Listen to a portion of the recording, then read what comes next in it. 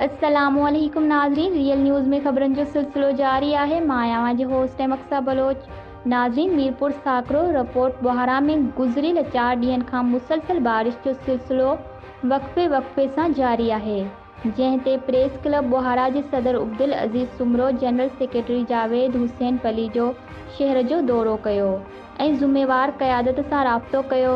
जंहिं खां पोइ पाकिस्तान पीपल्स पार्टी पारां चेयरमैन जे उम्मीदवार एक्स चेयरमैन ज़फ़र अली सुमरो पाण राब्तो कयो ऐं फौरी तौर ड्रेनेज सिस्टम जी निगरानी कई।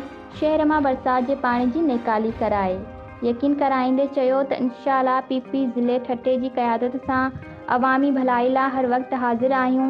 हिकु सवाल जे जवाब में हिन चयो त ड्रेनेज सिस्टम जी पाणी निकाली वारो लाइन हिकिड़ी आहे, हिन करे हिकु वक़्तु फ़क़ति हिकिड़ी मशीन हलाए सघिजे थी। असां पंहिंजे MPA हाजी अली हसन ज़रदारी साहिब खे गुज़ारिश कई आहे, इंशाअल्लाह बुहारा जी ड्रेनेज सिस्टम खे दुरुस्त कयो वेंदो। हिन वधीक चयो त बरसात जो सिलसिलो वक़्फ़े सां जारी आहे, जंहिं करे ड्रेनेज नाला भरियल आहिनि। जीअं नाला हल्का थिया त असां जनरेटर ज़रिए गलियुनि मोहल्लनि मां पिणु पाणी निकाल कराए ॾींदासीं।